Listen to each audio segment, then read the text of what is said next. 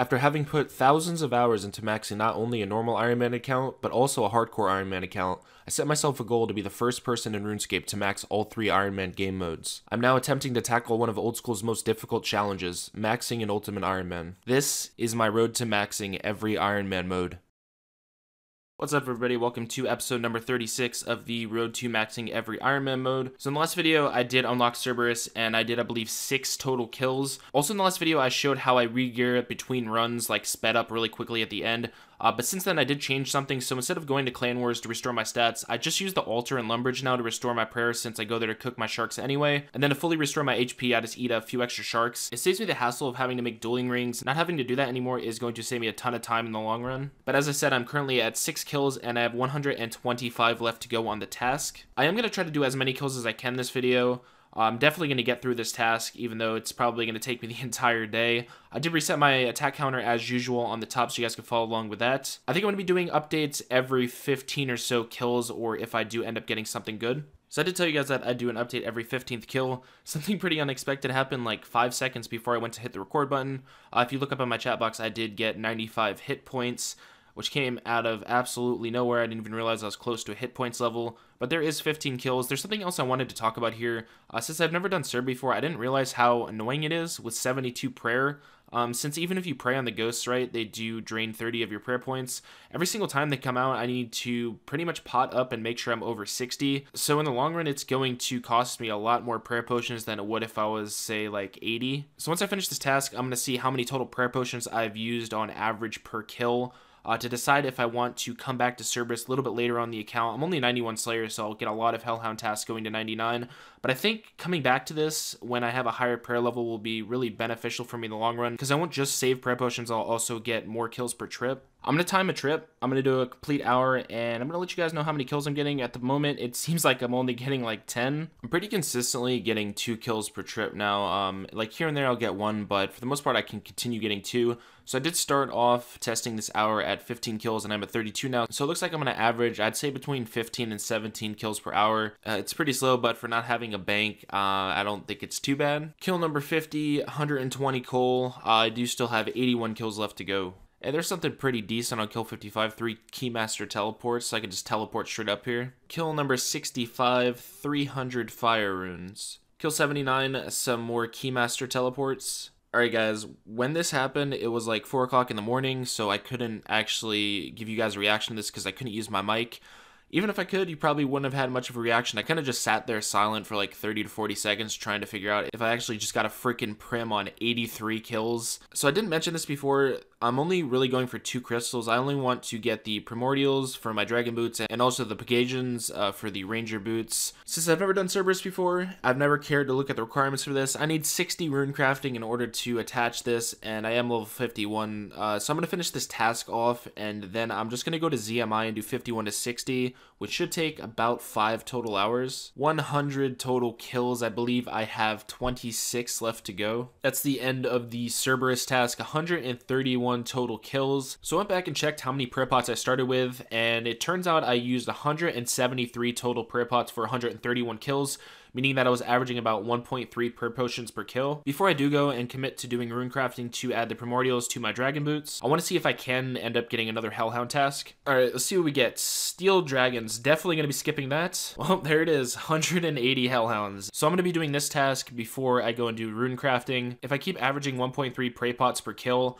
I'll only be able to do 130 of these kills, so I won't be able to complete the full task, but I'm trying to get through as much of it as I can. 40 more kills since I got my last task, so I'm up to 171 now. I am still yet to see anything else good though. Alright, I just got a shield left half from Cerb, and this is a drop rate of 1 in 11,530. So it's not quite something that I need, but it's still pretty cool to get something this rare. Kill number 220, 300 fire runes. Well, there's the end of Cerberus. I ended up getting 257 total kills before I ran out of all my prey pots. I didn't end up getting anything else, so the only crystal that I do have is the Primordial Crystal. So in terms of the XP I gained from this, it's pretty ridiculous. 734,000 attack XP. Just from doing Cerb, I almost got from 95 to 96 attack. I'm only 53k off just from these Cerb kills. And I got a lot of cooking XP too, so with the Slayer XP, I had 170k just from these tasks, and from cooking the sharks, I ended up getting a little bit more than that. I think I did 30 kills before I started tracking the cooking XP, so it's like maybe 270k total. I told you guys when I finished this, the next thing I was going to be doing is going from 51 to 60 rune crafting. I didn't think about really what I needed to do that. So I need a lot of run energy. I don't have staminas. I don't have a pool in my house. So if I went and did that, I'd pretty much be walking. So what I decided I'm going to be doing next is going for staminas. And that means I need to get 72 herbs so I can boost from 72 to 77. At the moment, I do still have all the irits I farmed earlier. So I have 2,100 of those and I have 943 aventos. And from doing Slayer, I did get another 119 irits. So what I'll be doing is farming all of these irits. When I do farm all of them, I'll have enough total herbs to get myself from 65 to 72, and that would allow me to go ahead and make stamina potions so I can make the pool in my house. When it comes to exactly what I'm going to be doing when I farm these irits, I pretty much have two options. I can either do fishing or I can do agility. Since I do have 89 fishing, I'm just going to go for the lower one. So I'm going to be doing some Relica. I did unlock that course at level 80. Since it is going to take about 30 hours, I'm hoping to get to maybe level 85. But yeah, I will give you guys updates here and there, so I guess I'll see you back once I am 81 agility. Level 81 agility, a total of 186 irits farmed. Level 82 agility, I'm at a total of almost 500 irits now. I'm not quite sure how much farming XP I've gained from this. I was going to set up a tracker, but since it was only 100 seeds, I didn't mind doing it. But with this level, I believe I've gained maybe around 35 to 40k. So there's level 83 agility. It's looking like I'm not going to get the 85 that I was hoping for, but I do only have 12 seeds left to go, so this should be done in about 3 hours. 950 total irits and about 770,000 agility XP gained. Like I did mention in the previous clip, I didn't get as close to 85 agility as I thought I would. I'm about 30% from level 83 to 84. So I'm not entirely sure if I actually have enough herbs. Originally, when I calculated how much I'd get from these seeds, I thought it was like going to be around 1,100. So I have to go back to Hespori, add up all my herbs, and make sure I actually have enough to get to 72. Thankfully, between all the irits and abatos I do have actually extra XP. I have 15,000 extra XP over level 72, so I don't have to farm any additional seeds. Before I start doing herb though, I need to trade in the rest of these Marks of Grace that I have for more amylase, and with 220 it's going to get me a decent amount. Then I need to go back and re-suicide again and set up my inventory for herb lore. Since the secondaries for the irits I can just buy, they're a lot easier to do. I'm going to start with that first. The aventos are going to be really annoying getting those Markmire fungus. And since I do have the majority of these, I do want to get them out of the way. I do have almost 3,100 pots to make, and you guys already know how tedious this is from when I showed it in previous videos. So this is going to take me a pretty long time, but I am starting off at level 65 herb.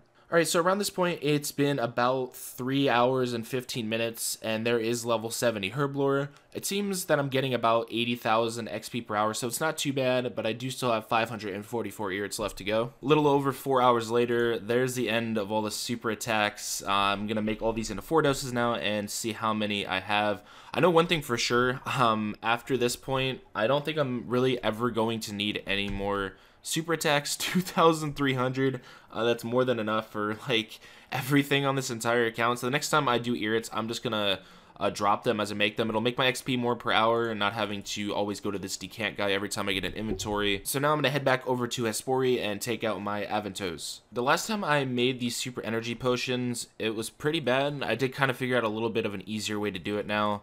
I'm just going to show it really quick. I'm not going to show like the whole method, but just to give you guys an idea. So I'm going to teleport to the monastery and run to the fairy ring. But what's nice about this fairy ring is it takes you to a spot that is really nice to use. And also now, unlike before, since I do have a lot of the Mauritania diary completed, every single fungus I pick, I get double of them in my inventory.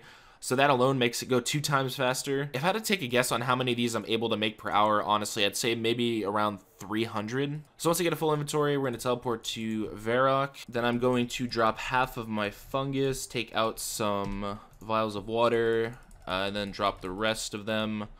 You guys get the deal. I don't really need to show the whole thing. I showed you in another video how I do this part anyway. I'll see you guys back in like 3 to 4 hours. That's when I should be done with this. So there it is, guys, level 72 herb lore. I can now use a +5 boost to boost for stamina potions, and I can also make range potions, which I don't really know if I'm going to be using for anything. Even for chinning, I don't know if I'm going to be using the ranging potions at all. But overall, 687 more super energies on top of like the 1,000 I already have, so that's almost 2,000 stamina pots already ready to be made. The next thing I need to do here is actually do 52 to 77 construction.